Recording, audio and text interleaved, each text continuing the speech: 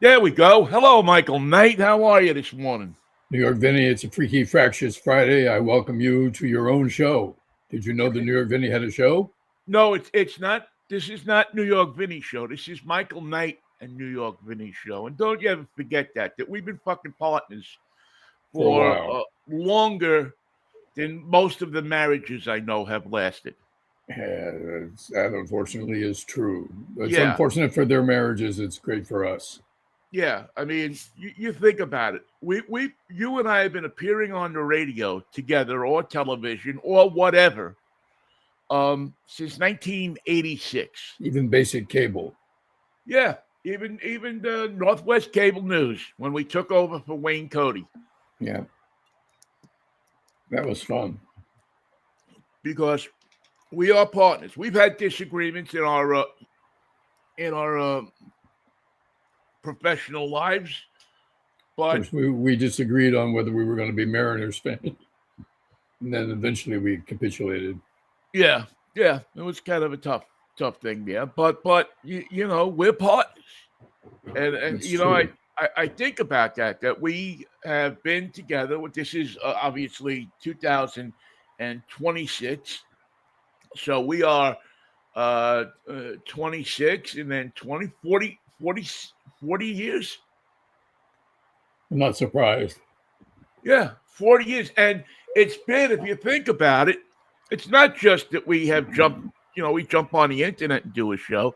We have been on the air together at KKCY, at KRQR, when we were working one down the hall, one down the other hall. It's CBS. At Cairo, at KPQ, right? KPQ Wenatchee, KMJ Fresno, K Right. News Palm Springs, KFWB Los Angeles. Where else? ESPN radio. I think you did a bit or two with me when I was doing ESPN radio back in the 90s. And I was even at the payphone down at the home. Over to the home, I'm sorry. Yeah. KDKA. Yeah. Did I ever go on there? I think I went on there once. Yeah, you were on there with me. You were on a couple of times with me. Certainly when I did AM Talk over there, you were on with me once. I remember. Did a couple of AM talk shows there, you know, general talk shows. So we have found a way to be on the air with each other for 40 years.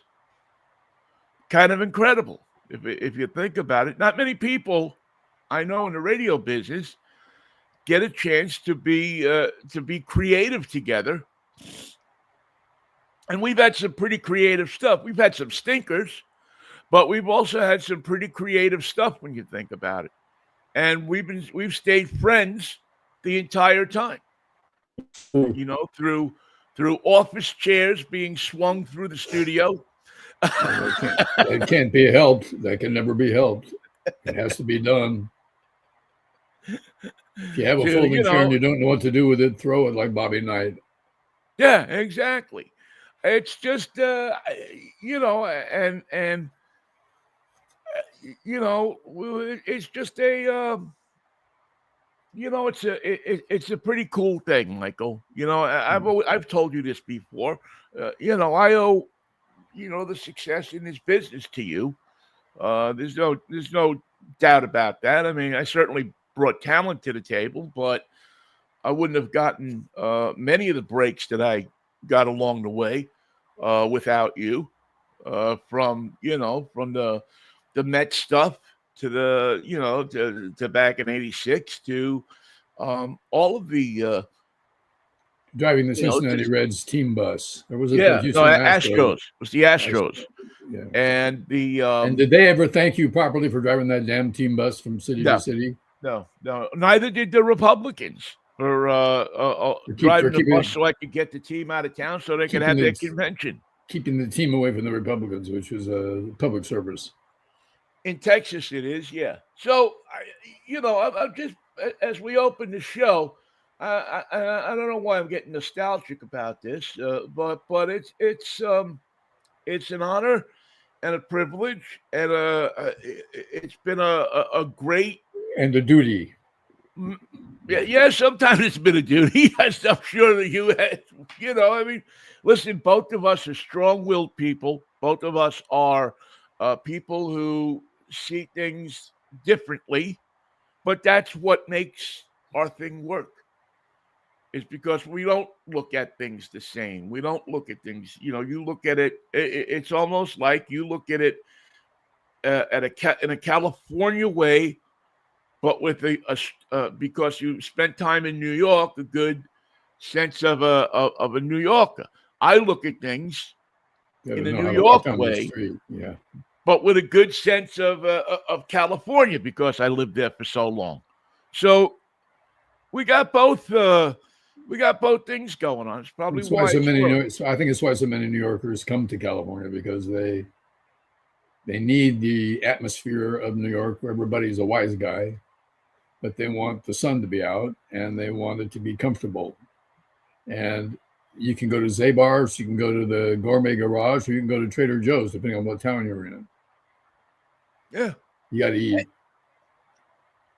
and make no mistake about it. And I've always said this. If New York City had the same weather that California does, there'd be 25 million people living there. Same thing can be said about Seattle. I think there are 25 million people in New York when you take into account the suburbs.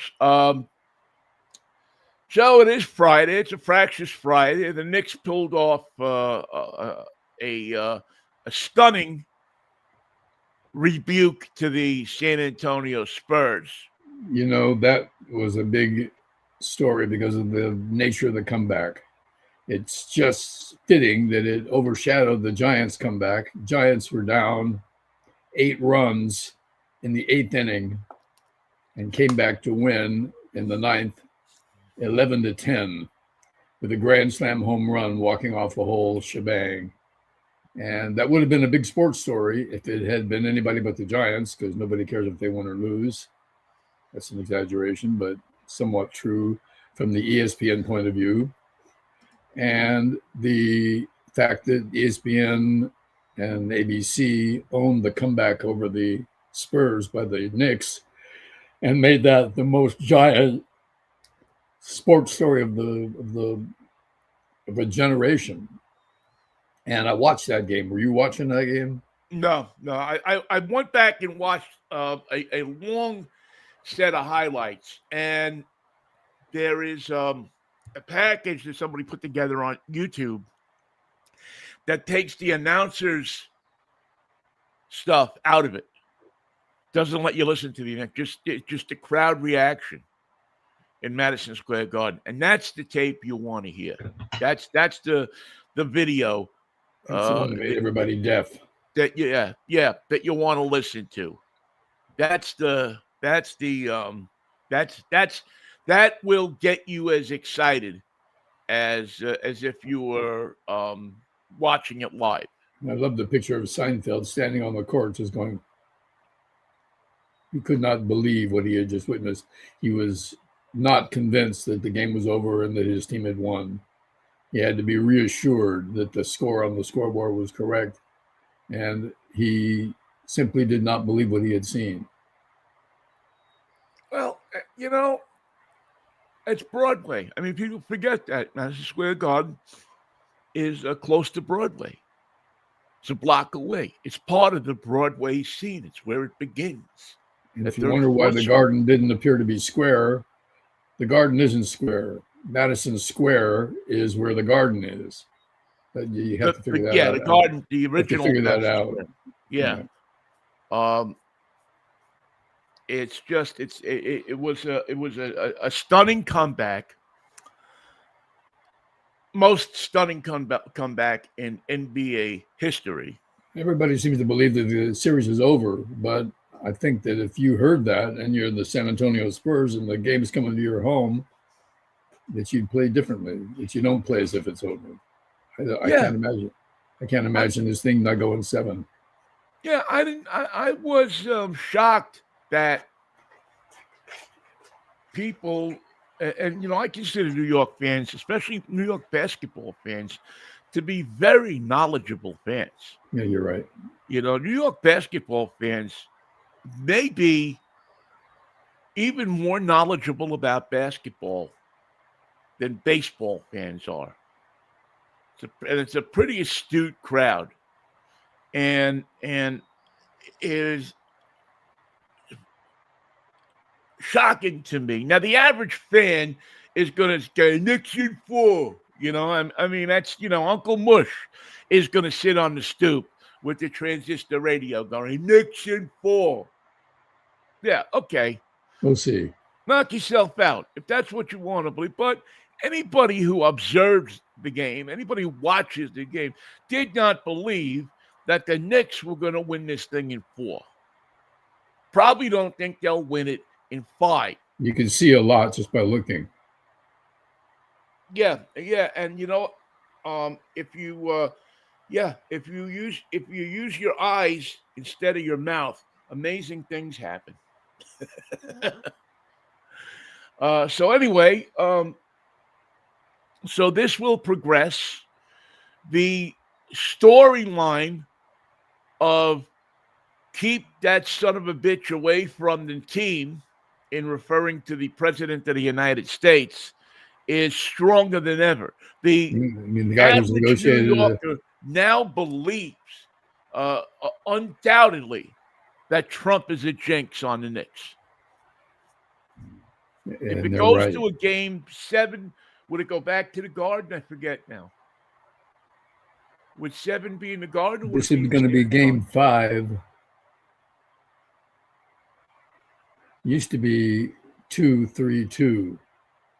Yeah, but I think they changed it. I'll have to look at it. I'll look at it in a second. But the idea, I think it has to come back to the Garden. Yeah, I think at the idea that keep this guy away from our team has taken full hold on the radio stations and the average New Yorker. Keep him away from me, too.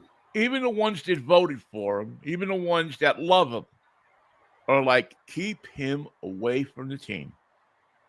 And I got no problem with that. He's going to have a problem with it. He'll probably he'll have James Dolan under investigation by Sunday night. That wouldn't be arrested. He'll have that little rat bastard FBI director of his trying to figure out some way. But anyway, a great series that has the country watching basketball again. Oh, yeah. I don't know that basketball was at the top of everybody's list, but this in sports to watch and up against the World Cup, it's really funny because everybody's like, World Cup. Yeah. You know what? Who gives a crap? It's starting, if you're from Ecuador or someplace like that, but Paraguay. Yeah, or Greece or Italy. Yeah, you're like looking, but it's Seattle. There's definitely interest here, and more interest here because there's a match with Iran playing here, so that's gonna come up, I'm sure. But right now, everybody is in New York is on the Knicks certainly page. Yeah, they're on that show, they're on that bus. What I really find interesting too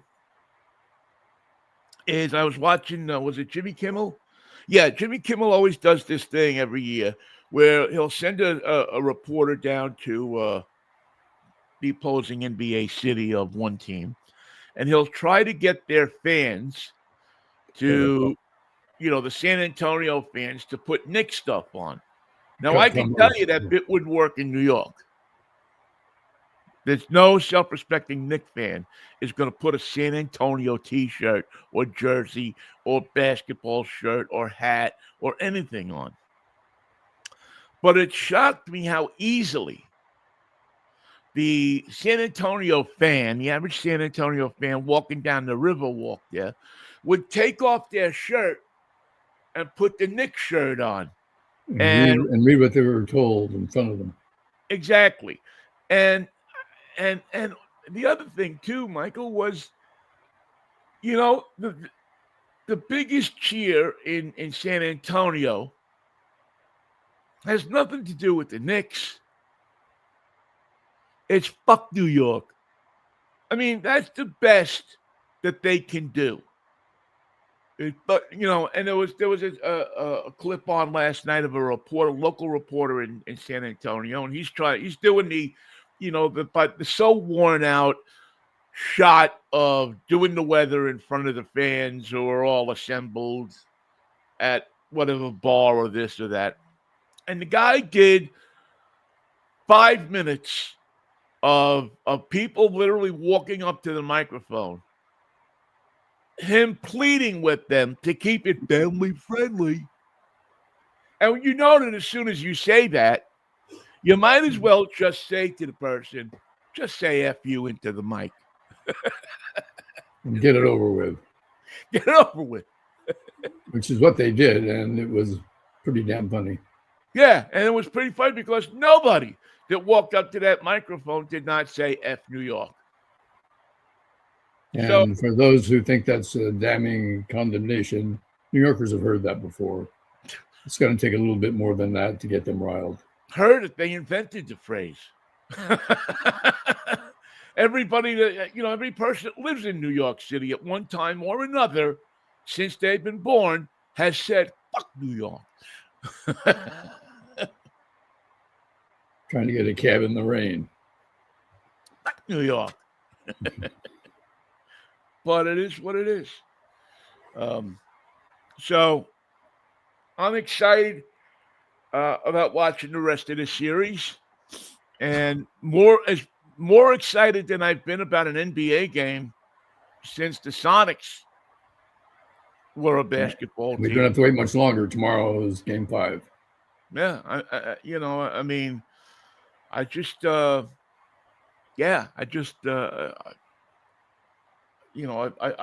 completely lost most of my interest in the NBA, especially the season, the players, the Warriors. I paid some attention to, but not as much as if I would have. I just was so upset at the way the team was whipped from Seattle in the stereotypical way that David Stern and Clay, what's his name there? Clay Dalrymple. Yeah, and Clay Dalrymple and the NBA conspired to get the city out of here, to get the team out of here, and of course the city playing into their hands. Exactly, all the players played into their hands, doing everything that they could to help them along. So anyway, and that's sports. Yeah. It's just it's exciting.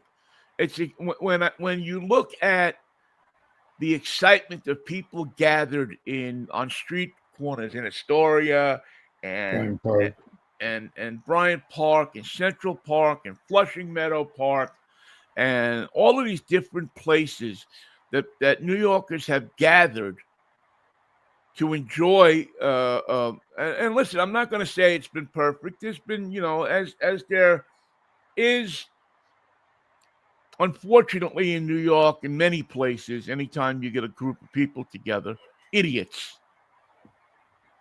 But you mean the people trying to manhandle Wimby when he was heading to the? Well, not just that, but those people, the people that have to become so, they have to get violent, they have to beat people up, they have to start fights. The idiots, the people who can't just go to an event and enjoy the event. They have to somehow interject themselves into the proceedings so that they are either get arrested or, it's the basketball equivalent of the guy who runs on the field. We had somebody run on the court in this series. Did they? I didn't see that. I'm not game 3, I believe. Yeah, I'm not thinking it's a smart thing for to run up. It's like the idiot that runs onto the field in a football game. You just got to be a nitwit. You want to meet one of the linebackers? It won't be long now. Yeah, you'll see him in a minute. Well, you'll see his helmet. You'll without a doubt see the person's helmet, and all that they can offer in that sense of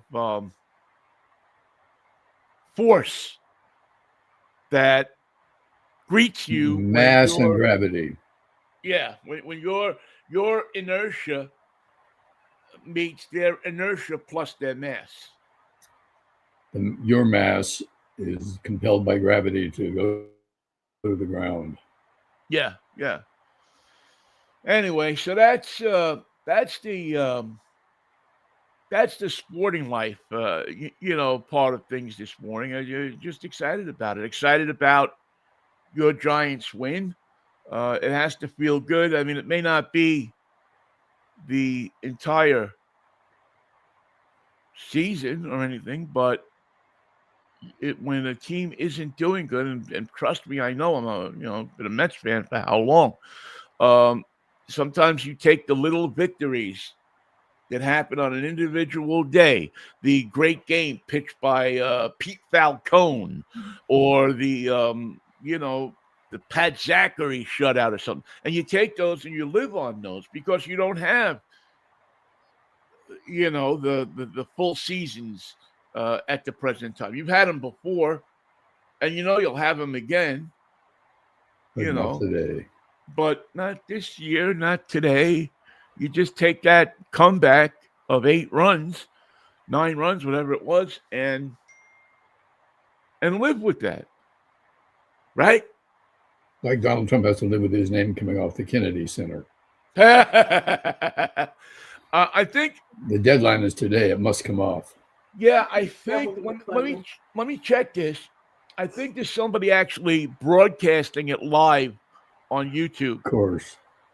Streaming it live, which I would have a watch party for.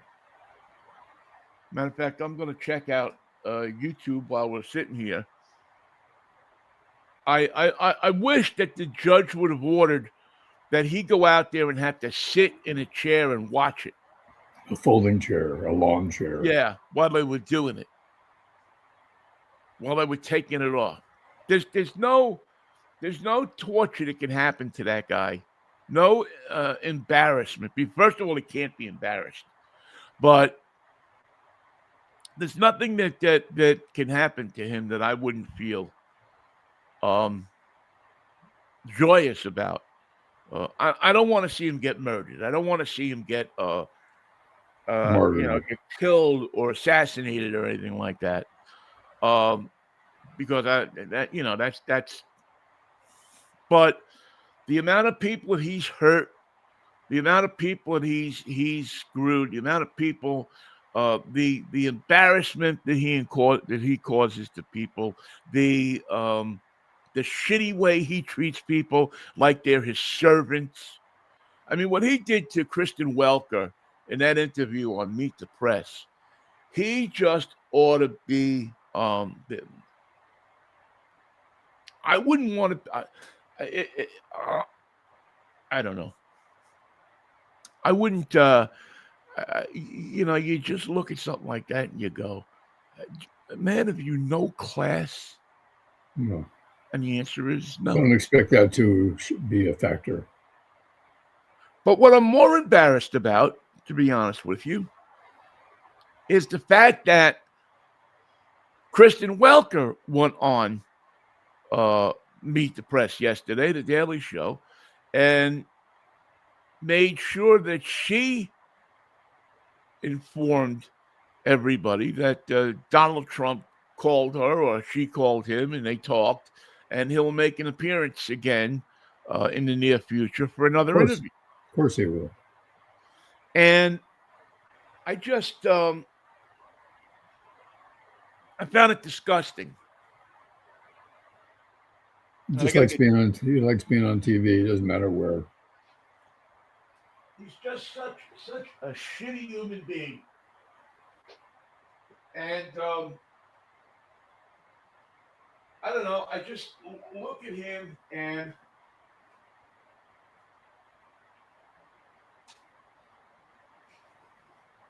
sorry, I'll be right there. I have to.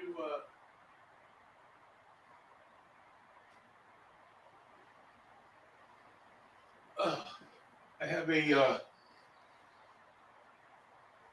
bit of a runny nose this morning.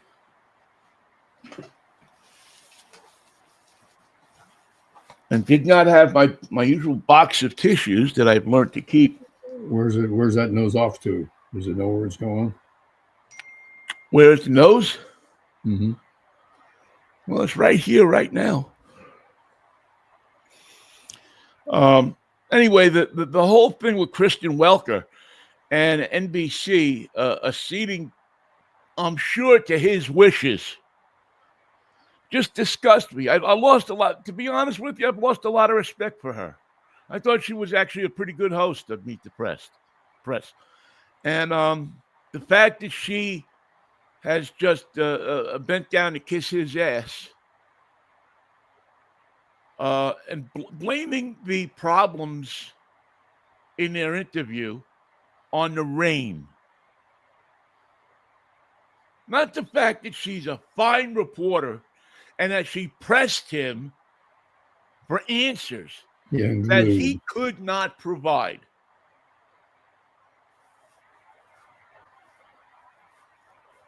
He couldn't.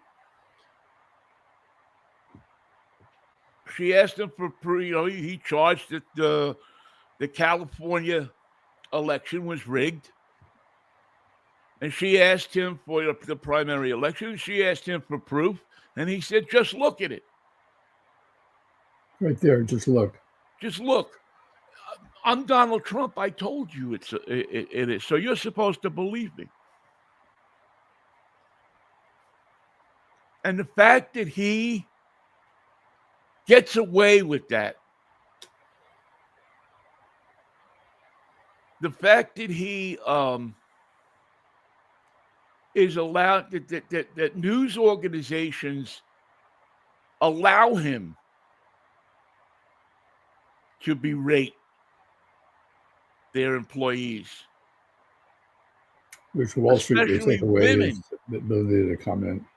Wall Street's following his comments especially about the war, where he's got a solution every 30 minutes. It's done. We just have to agree on the blah, blah, blah, that the framework is done. The Ayatollah's kid is on board. Everything's done. It's negotiated. It's wrapped. We're going to give me 30 minutes. We'll have this thing all figured out. And Wall Street hears that, or a variation of that, and they've heard it for the last month, and they react to it. Hard to believe that they would make investment decisions based on the utterances of this lying son of a bitch. But the fact is they do, or Wall Street has. And the news organizations this morning are saying, Trump tells us that this war is over. It's just a matter of signing the paperwork. It's just a matter of scubbing up a few details. And that doesn't look to be the case. How many times can he pull that? How many times can he announce the war is completed? 20 times? Sure. Well, he can do it as many times as he wants for one simple reason. You and I both have people that we know that are either our friends on Facebook or one way or the other that that believe everything he says, that will look at whatever he says and believe it, and will support him in whatever he says. I got a guy, and it's a personal, somebody I know personally. I don't know that I'd call him a friend. I used to call him a friend, but this guy sends me no exaggeration, 7 to 10 messages every day. Anytime I say something about Trump. So on June 9th or June 8th, I put a thing up there on my feed. Fun fact for tonight's San Antonio Knicks game, first time in history that the president of the United States has been convicted of more felonies than the players on the court. So this guy writes to me, and I'm not going to name him because there's a lot of people in our audience that would know who it is. Because he used to hold a position of note in this town. Not a political position, but a position of note. And he sends me this thing saying, stupid, Vinnie, quit it. We all know you have TDS. And this is a guy who will literally lick whatever's coming out of his asshole. He'll drink it. He's a what I call a Trump bean juicer, which is pretty disgusting. But I finally got, and usually I just ignore it, but yesterday I got pissed off enough about it that I wrote him back. And these people just get to a point where how do you ignore it? How do you keep taking this stuff? Where his actions have torpedoed the international economy. He's single-handedly worse than COVID. He is dismantling the financial structure of the world's trading partners and can't seem to understand that he's done it. Can't understand the scope of the damage he's done. He's the Antichrist. He's tearing it all apart. It's coming apart at the seams based on his actions, his beliefs, his comments.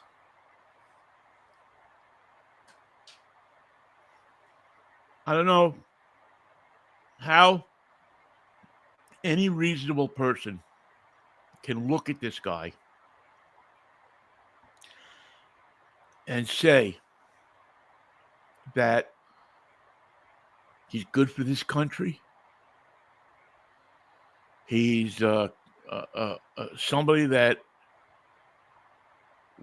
that you think is going to do the right thing for this country. Just because he promised that he would. He and I hate doing this because I feel like we're beating a dead horse with these we're talking about him. But there's things that he does that upset me so that I can't understand how people look at this guy and think he's a leader of any shape, manner, or form. How do they not understand? How do they not even get a glimmer of understanding from watching him in action? Watching him asleep at the Madison Square Garden.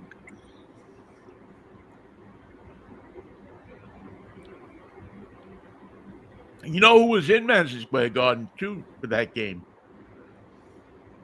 It was quite a Kid Rock was there. I mean, not Kid Rock, the comedian.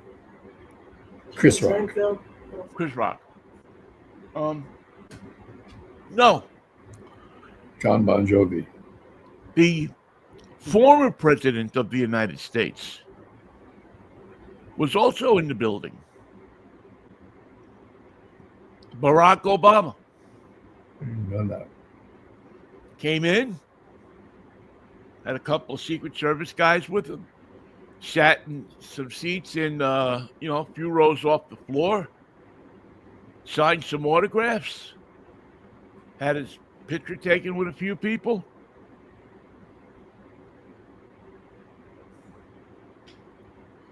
No sitting behind bulletproof glass. No sitting next to Dolan. Certainly no falling asleep during the game. No stuffing whatever it was. I couldn't tell what it was that he was stuffing in his mouth. Disgusting pig. But that's the difference.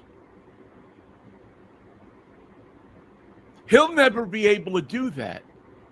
Even if tomorrow morning President SLAPDICK had an epiphany, and he said, boy, have I been an idiot. I'm going to, nationalize health care, and I'm going to do this, I'm going to do that, and I'm going to make a lot of people better, and I'm going to increase Social Security payments and this and that. He could do all of that stuff. And he still would not be able to walk into Madison Square Garden or any venue with a couple of Secret Service people and sit down and take selfies with people. He'll never, ever be loved as much as Barack Obama is loved. Now, I didn't agree with everything Barack Obama did when he was president. I didn't think, I think there was some, I think he had some failures. But you know what? When he had failures, he admitted them. He said, boy, this didn't work out the way I thought it was going to work out. And he tried to leave people with something. Something that you could look back at his presidency and say, at least he got Obamacare through. At least my kids have insurance today because he worked on that. Or people that work at General Motors and Ford can say, I have a job today because President Obama, the President of the United States, took action to save the automotive industry. What will Trump be able to say when his term is over? Well, whatever it will be, it'll be a series of lies stacked on further lies on a foundation of lies, followed up by more lies. And the next day, come by and ask him again, and he'll lie about what he lied about and lie some more. He is not capable of the truth. Never has been. And the truth that he is capable of is a very dark truth. The economic situation of the planet is far worse, thanks to Donald Trump, than it was before he took office. And the long-term damage that he's done and that he's doing today may take generations to fix. He's never been able to tell the truth. When he was living in New York, he couldn't tell the truth. When he was appearing on the talk shows, he couldn't tell the truth. When he would buy buildings in New York and lose money on them, he couldn't tell the truth. He couldn't tell the truth to the New Jersey Casino Control, the Gaming Control Commission. And he never seemed to be able to tell the truth to the poor guys who did the white wall, the drywall, and never got paid for it. You couldn't tell him the truth. You couldn't say, I'm not going to pay you.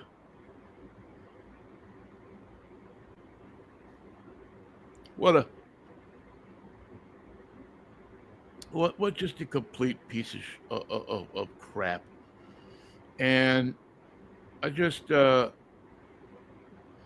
don't mean to be again on him all the time, but he's just somebody who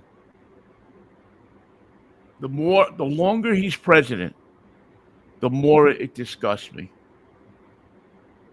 What has he done for anybody? Tell me. He's increased the level of aggravation and despair and hate and disagreements. He's single-handedly divided the nation in a ugly, perhaps permanent way. And he will be remembered as, I think, the Antichrist of politicians. He's yeah.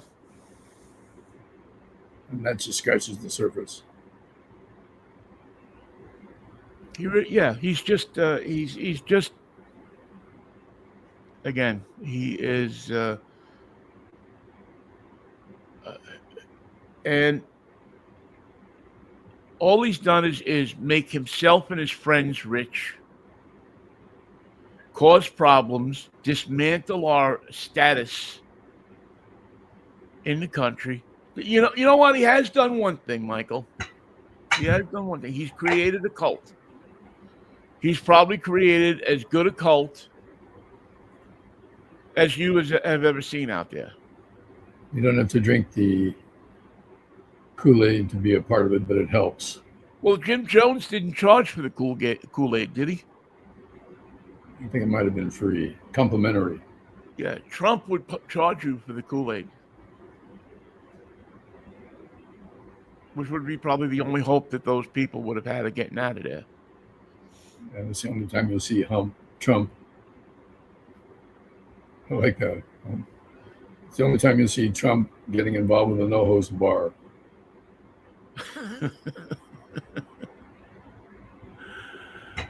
Just a sad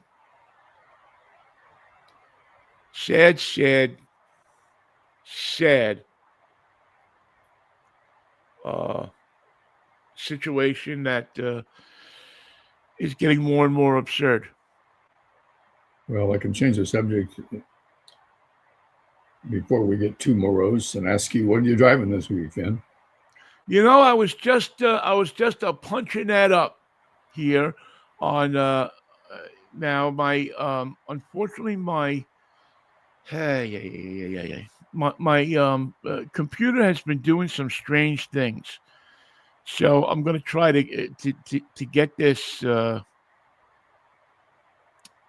going here and try to find where the proper place. For some reason, I have to try to figure this out. But if I transfer a movie that I make into my computer, it somehow changes it to a HEIC file, which I have no idea what is. Normally, if it's a MOV file, it'll just play. So I have to spend the next second while we're talking, trying to figure this out and seeing if I can at least get this into a movie file, a file that I can show you. Okay, here's a JPG. We'll have to do it without a moving thing. I'll just have to show you the car as a still photo, because I can't for the life of me figure this out, and it's extremely frustrating. One day I'm going to have to try to figure it out. One day I'm going to have to learn how to use computers, Michael. But maybe tomorrow. What I'm driving this week, and it should come up here in a second, is the Kia K4 GT line. Now, Kia makes a great little car. I like Kia. I got a lot of respect for what they do. I think it's one of the great stories in automotive comebacks in automotive building that this was a company who had cars back in the 90s that were pieces of crap. Uh, you probably remember that when we first started driving cars together, they would send Kias and the doors would move back and forth when you closed them. And it was really a poorly built car. Which is And unusual for an Asian product. yeah, but it was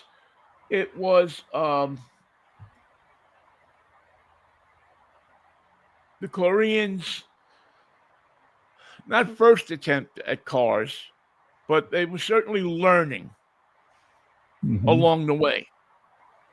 And they really weren't able to um, get it right for a long time. But they did a smart thing.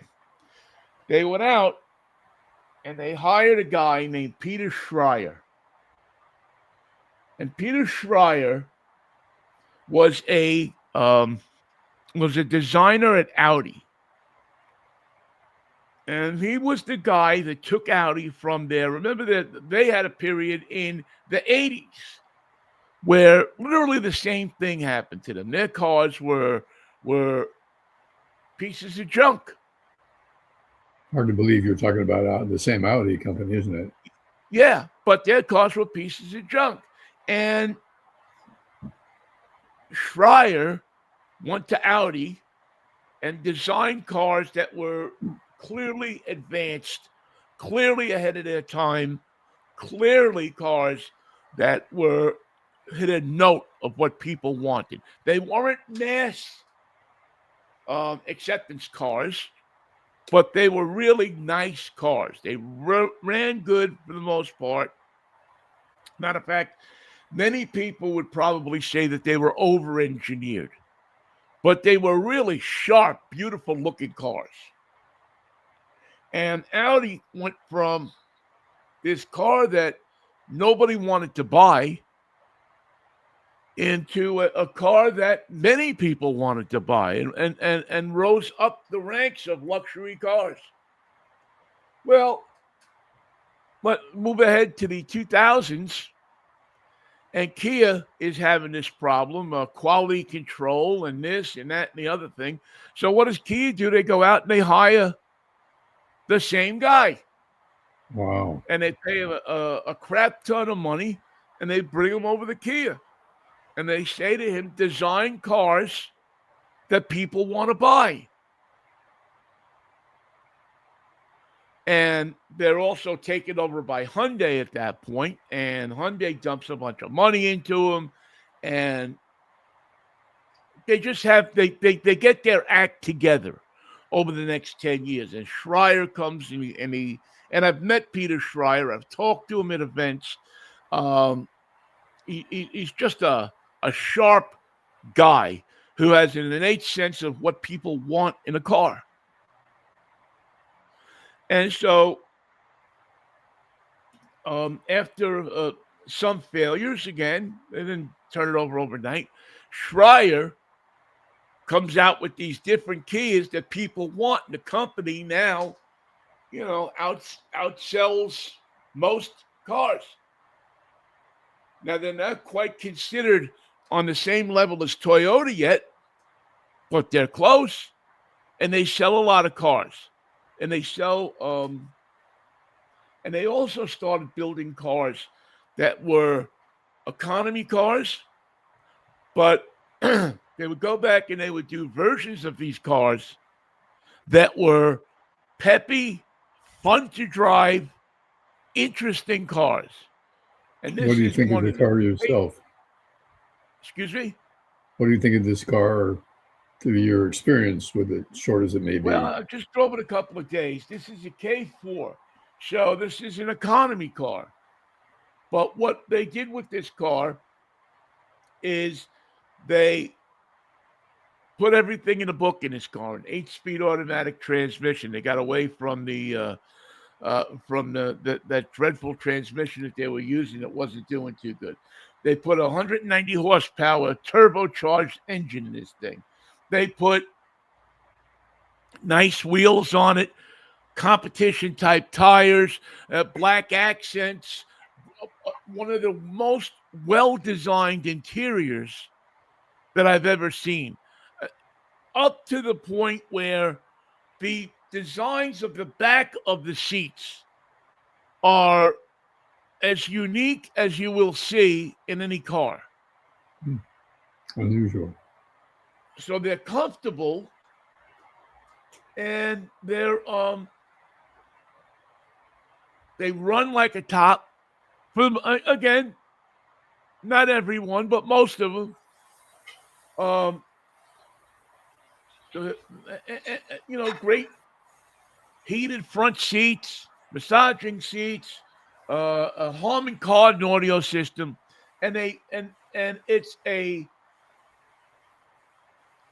stunningly nice car to drive. You get in it, and it's got power. It looks, again, spectacular. I mean, I wish the video worked, and we'll have it working for tomorrow's drive time at 11 o'clock. But the way they designed the front, the way they work the headlights into the design line of the car. One really completely unique thing that they do in this car that I love is it's a 4-door, but yet the door handles on the rear 2 doors are recessed into the car in the window pillar. So you don't notice that the car has 4 doors. It looks like a 2-door, which, again, for a lot of people, that exemplifies a sports car to have 2 doors. And they put it all in a package that runs about $40,000, soup to nuts. And you can take this car and put it right up with the Corolla, the Sport Corolla, the Sport Civic, and have a car that people look at. Front wheel drive. I don't know if, this one might be all-wheel drive, actually, but I don't know that for sure. So I'll have to take a look at it.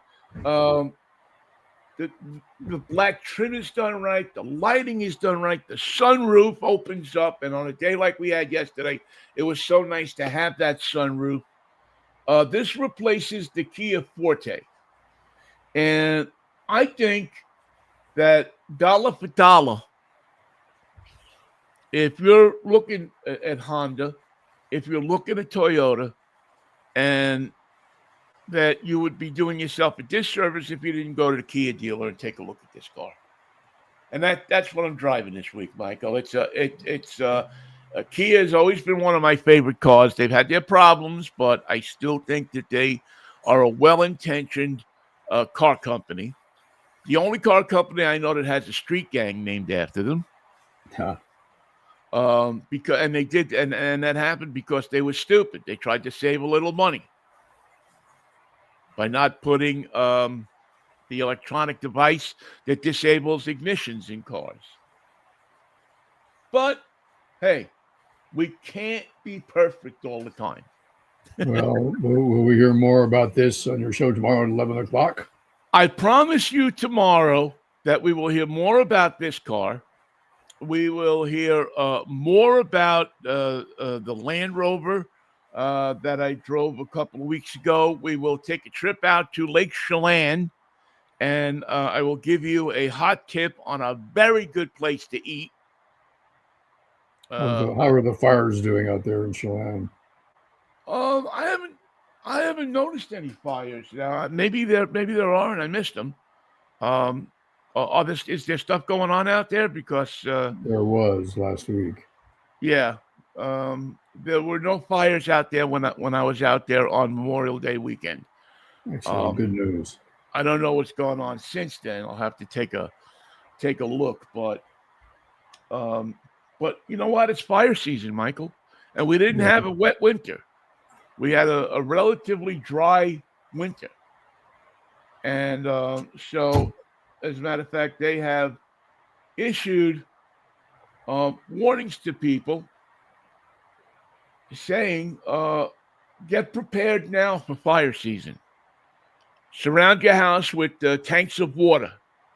You know, put yourself in the best possible position to um, fight a fire, or at the very least, have a bag packed so that if a fire truck comes down the street and says to you, um, Time to get out, evacuate. that a smart thing to do would be get out. Don't stick around and try to save. Probably now the fire they were talking about in Chelan, I guess, was the Chestnut Fire. It's about 1,500 acres.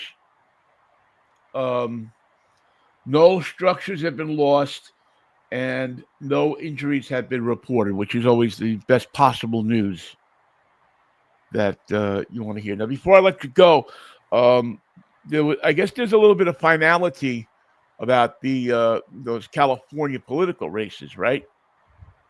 Well, I think we've called the races in terms of picking the top two that will go at each other in the general election. Right, and the nut job is no Pratt. longer in the picture, right? Jeremy Pratt has been included out. He sounds like a psycho.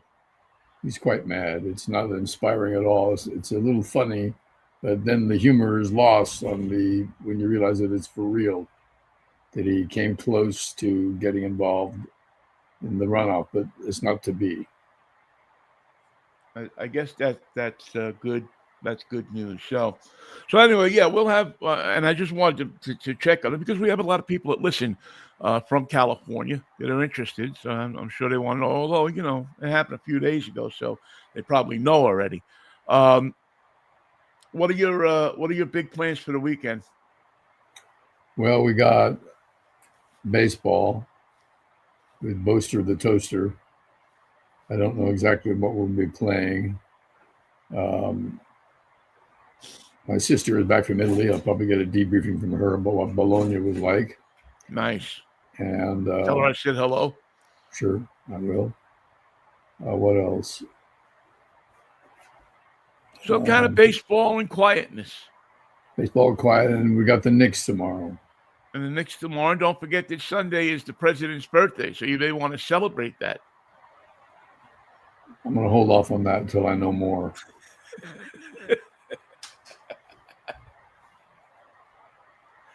What really sucks for me is that his birthday is my parents' anniversary.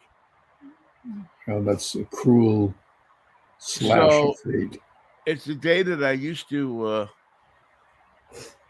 celebrate in some shape, manner, or form, and now I celebrate it, but in a less. And it's also Flag Day, so what are you gonna do? Don't burn a flag. Well, you can burn your flag if you want, but I'm not a flag burner. Yeah. I am one of those people that realize what that the flag means something, and so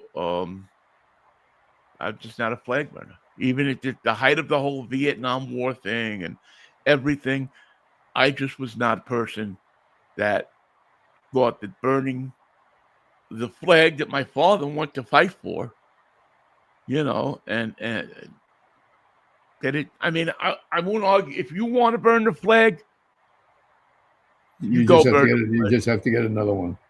Yeah. Go to Target and go to the flag department.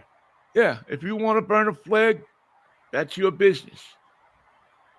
If you feel that way, I feel sorry for you because I think that we should try to feel proud of the flag of our country. But I certainly understand people these days that don't feel proud of the American flag. It's a lot easier to not be proud of America these days. it's a struggle to keep your admiration in check Well, because of the challenges that are made to our way of life by ourselves. We are our own worst enemy now, yeah. and that's not a good position to be in. As a friend of mine told me many years ago, she said to me, "Find the right. Look into a situation and try to find the right, as opposed to the bad. As Or go opposed, to the light. yeah, just find the right." And so that's what I look at with America, because I know deep down in our, and I'm not going to get all mushy here, but I know deep down that we're a good people who have fallen behind. Many of us have, many of them have fallen behind. They have a disease. We've talked about this many times over the years, that I truly believe we have this Trump country, fever. even before Trump. I mean, he was the manifestation of it. He was the sore you get on your lip when you have herpes. That's Trump. So he's not he's not the whole disease, but he's a sure sign of it. And so we got to do what we can do to treat the disease in this country, to treat mental illness, to try to understand why people are feeling the way, why there's this sense of hopelessness that has taken over kids in this country, young people. And why older people feel that we should make weapons of mass destruction available to these people while they are mentally ill. Every Boy Scout should have an automatic weapon. Yeah. I don't, those are the things that I hope some candidate comes in and tries to fix. And I hope that we're not so far gone that we don't listen to them. Whether it be man, woman, black, white, whatever. We got some work. We have some work to do in this country. Plenty of work to do, plenty of catching up and fixing to be responsible for. Yeah, we should fix it right. Right. We should change our national anthem to "Work to Do" by the Isley Brothers, as opposed to the Star Spangled Banner for a couple of years. Which is one of my favorite songs. If they sing that at the Nick game, I'll know it's because of you. I got work to do. All right. See you tomorrow for drive time. 11 o'clock. 11 o'clock. Please be here. Please join me. I hate being on the radio alone. And otherwise, I'll see you on Monday it is. At 10:10. If the Lord's will and the creek don't rise. Go Knicks. And continue on, my friend. Peace. Resume love. Speed. Manischewitz, baby. It's quite a wine, I assure you. See you, Ben. See you, Mikey. Take care. Thank you all for listening, too. We always appreciate it. Indeed.